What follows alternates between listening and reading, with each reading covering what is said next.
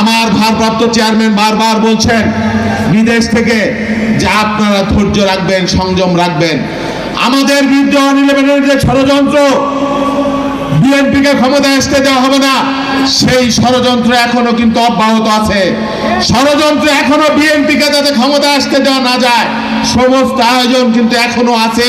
দেশি বিদেশি ষড়যন্ত্র কিন্তু বন্ধ হয় নাই। অনেকে কথায় কথায় বলে নির্বাচন হলেই তো বিএনপি ক্ষমতায় আসবে, অতএব নির্বাচন এখনই দেওয়া যাবে না। চিন্তা করেছেন এত মানুষ জীবন দিল, এত মানুষ আত্মাহুতি দিল, এত লক্ষ লক্ষ মামলা, এত মানুষ পঙ্গু হইল, এত মানুষ দেশান্তরী হইল তোমাদের অনির্বাচিতদেরকে ক্ষমতায় রাখবার জন্য? বাংলাদেশের মানুষের 15 বছর ভোটের অধিকার নাই। বাংলাদেশের মানুষের ভোটের অধিকারের জন্য আমরা 15 বছর লড়াই করেছি। আবার আমাদেরকে কিন্তু রাজপথে আসতে বাধ্য করেন না। আমরা ট্রেনিং জমা দেই নাই, হাসিনার রক্ত চক্ষুকে ভয় পাই নাই, পরোয়া করি নাই। বেঁচে আছি, এটা আল্লাহর রহমত, আল্লাহর নিয়ামত। আর আপনাদেরকে ভয় করব ওই চিন্তা কিন্তু করেন না। ভালো হয় বাংলাদেশের মানুষের শান্তিপূর্ণ ভোটের ব্যবস্থা করেন। আমরা ক্ষমতায় যেতে চাই, কিন্তু ক্ষমতায় যাওয়া কোনো অপরাধ না। রাতের ভোট করে আমরা ক্ষমতায় যাইতে চাই না। ভোটের নামে আমি আর দাবির ভোট করে আমরা ক্ষমতায় যেতে চাই না।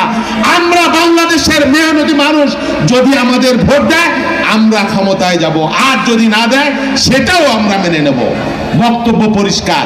কিন্তু মানুষের গণরায় নিয়ে, মানুষের ভোটের অধিকার নিয়ে আবার যদি আপনারা তাল বাহানা করেন, প্রয়োজনে আবার রাজপথে নামবো। পরিণতি কিন্তু একই, ইতিহাস নির্ধারিত। আইয়ুবিয়া হয়ে গেছে, নমরুদ ফেরাউন গেছে, কারুন গেছে, হিটলার মুসলিনি গেছে, এর সাদার হাসিনা পালাইছে। আর আপনারা কারা? সাবধান হয়ে যান। দেখা লাইনে হাইটেন না, সিরাতুল মুস্তাকিমের পথে আসেন। আর বলি, কৃষক দলের কৃষক অনেক বন্ধু এখানে আছেন। তারেক রহমান আজ থেকে 3 বছর আগে আমাদেরকে কৃষক দলের দায়িত্ব দিয়েছিলেন। তিনি কিন্তু তার কিছু স্বপ্নের কথা আমাদেরকে বলেছেন। বলা হয় কৃষক বাঁচলে দেশ বাঁচবে। বাংলাদেশের এখনো 60-70% মানুষ কৃষি পেশার সাথে সংযুক্ত। এখনো বাংলাদেশের কৃষকের ভাগ্যের কিন্তু কোনো পরিবর্তন হচ্ছে না। অনেক সরকার আসে, সরকার যায়, আর কৃষকের ভাগ্যের কোনো পরিবর্তন হয় না। 72-75 বাংলাদেশে তলাবিহীন ঝুড়ির দেশ, দুর্ভিক্ষ পীড়িত দেশ। যারা করে বয়স্ক মানুষ আছেন তারা দেখেছেন পুকুরে মানুষে একসাথে খাবার খেয়েছে। শহীদ জিয়াউর রহমান 3.5 বছরের মধ্যে সবুজ বিপ্লবের মাধ্যমে, খাল কাটা কর্মসূচির মাধ্যমে, উন্নত প্রযুক্তির ধান চাষের মধ্য দিয়ে, উন্নত প্রযুক্তির কৃষি যন্ত্রপাতি আমদানির মধ্য দিয়ে 3.5 বছরে বাংলাদেশকে সুজলা সুফলা, শস্য শ্যামলা, কৃষি নির্ভর, খাদ্য বান্ধব একটি বাংলাদেশে পরিণত করেছিলেন। করেন নাই? কৃষিকে কে ভালোবাসে?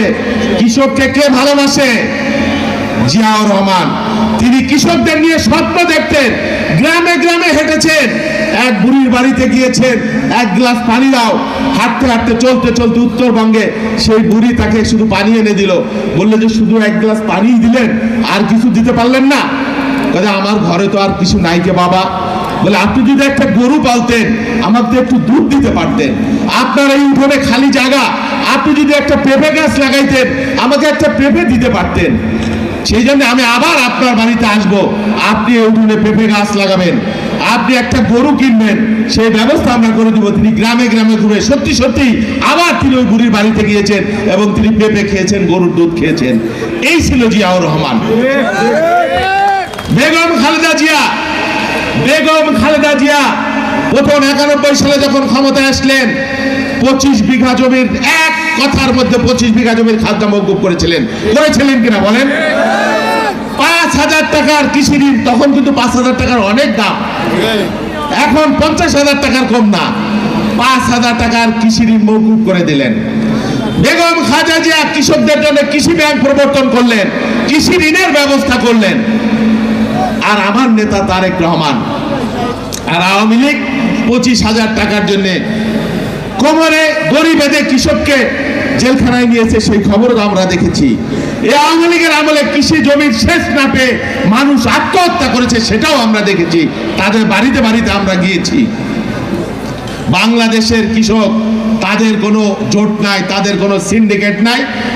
তারা যদি একবার শুধু বলে যে আমরা এই বছর উৎপাদন করব না, শহরের ভদ্রলোক, চাকরিজীবী, সুবিধাভোগী, রাজনৈতিকটাও তাদের জীবন চলবে, তাদের লুটপাটের টাকা হবে, তাদের বেতন হবে। তাহলে আপনারা কেন ঐক্যবদ্ধ হতে পারেন না? প্রত্যেক কৃষক যার 10 বিঘা সম্পত্তি আছে, পরের বছর দেখবেন 1 বিঘা তার বিক্রি করতে হয়। কৃষক উৎপাদন করে হাত ঝিরঝিরে, কিন্তু বাবার চিকিৎসা করতে পারে না, আধুনিক চিকিৎসা, সন্তানের পড়ালেখা শিখাতে পারে না।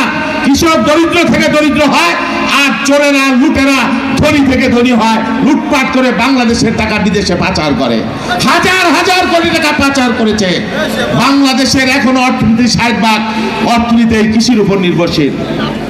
বাংলাদেশের গার্মেন্টসে যারা উৎপাদন করে, আপনি 80% বাংলাদেশের কৃষকের সন্তান। বাংলাদেশের প্রবাস থেকে যারা রেমিটেন্স পাঠায়, বাংলাদেশের 80% কৃষকের সন্তান। আর ফুটেনি করো তোমরা শহরে বুদ্ধিজীবী, ভদ্রলোক, চাঁদাবাজ, ফরিয়া।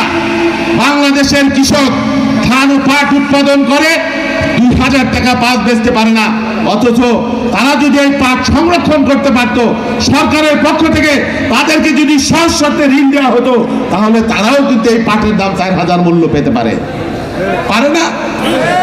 আপনারা যে এই সবজি এখানে 20 টাকায় বিক্রি করেন, সেই সবজি আমরা কারওয়ান বাজারে 50 টাকা কিনে খাই, আর 30 টাকা কারা খায়?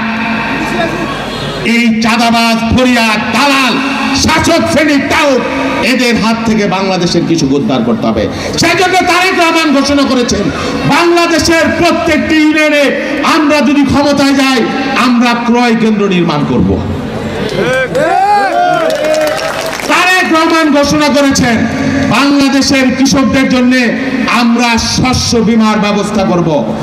শস্য বীমা আপনারা বুঝেন যে কোনো কারণে অতিবৃষ্টি, অনাবৃষ্টি, বন্যা, খরায় বা কোনো কারণে খারাপ বীজের কারণে কোনো কারণে যদি একবার কৃষকের ফসল হানি হয়, তাহলে তিনি যাতে ক্ষতিপূরণ পেতে পারেন, সেই জন্য জীবন বীমার মতো শস্য বীমা আমরা ক্ষমতায় গেলে এবার প্রবর্তন করব। আমার নেতা ঘোষণা করেছেন যে বিএনপি যদি আবার ক্ষমতায় যায়, কৃষকদের জন্য আমরা সহজ শর্তে এবং কোথাও কোথাও বিনা সুদে আমরা কৃষি ঋণের ব্যবস্থা করব। তিনি ঘোষণা করেছেন, বাংলাদেশের কৃষি উৎপাদনের সাথে জড়িত সমস্ত আমদানি যেসব যন্ত্রপাতি, তার জন্য আমরা শুল্ক মুক্ত ব্যবস্থা আমরা করে দেব। এবং বাংলাদেশের কৃষি এবং কৃষক যাতে অধিকতর উৎপাদন করতে পারে, গ্রামে গ্রামে কৃষকদের নিয়ে আমরা একটা কৃষক সমিতি আমরা গঠন করব তাদের অধিকার প্রতিষ্ঠার জন্য। শুধু তাই না, তারেক রহমান যখন বিএনপির সিনিয়র যুগ্ম মহাসচিব ছিলেন, তিনি কখনো বাংলাদেশের রাষ্ট্র ক্ষমতা আসেন নাই। তিনি যখন কৃষি এবং কৃষকের ভাবনা তিনি আমাদের শেয়ার করতেন, তিনি গ্রামে গ্রামে ছুটে গিয়েছেন, হাঁস, মুরগি, গরু, ছাগল মানুষের মধ্যে দিয়েছেন। তিনি তখন একটি স্লোগান দিয়েছিলেন, একটু উদ্যোগ, একটু চেষ্টা এনে দেবে সচ্ছলতা, দেশে আসবে স্বনির্ভরতা। তিনি কুমিল্লার ভালুকায় ছুটে গিয়েছেন যে সৌদি আরবের খেজুরের চাষ একজন করছেন, তিনি কিভাবে করছেন সেটা আরো কিভাবে গ্রামে গ্রামে ছড়িয়ে দেওয়া যায়, সেই জন্য তিনি তাকে উৎসাহিত করবার জন্য তিনি ঈশ্বর দিতে ছুটে চলে গিয়েছেন। আমি শেষ করে দেবো। তিনি ঈশ্বর দিতে গিয়েছেন, পেঁপে বাচ্চা নামক এক লোক বিরাট পেঁপের খামার করেছিলেন, সেই পেঁপের খামারকে আরো উৎসাহিত করবার জন্য, কৃষকদের মধ্যে ছড়িয়ে দেবার জন্য। সেই জন্য কৃষি নিয়ে তার স্বপ্ন আছে। আমি আর বক্তব্য দীর্ঘায়িত করব না, আপনারা আমাদের সাথে থাকবেন। আগামীতে ইনশাল্লাহ তারেক রহমান বাংলাদেশে আসবে, তিনি বাংলাদেশের প্রধানমন্ত্রী হবেন। বাংলাদেশের কৃষকের ভাগ্য বদলের জন্য আমরা তারেক রহমানের সাথে কাজ করব। আজকে অঙ্গীকার ব্যক্ত করছি। সবাইকে ধন্যবাদ। আর সাবধান থাকবেন, সচেতন থাকবেন। আগামীতে নির্বাচন নিয়ে তাল বাহানো এলে প্রয়োজনে আবার আমরা রাজপথে থাকবো। আল্লাহ হাফেজ।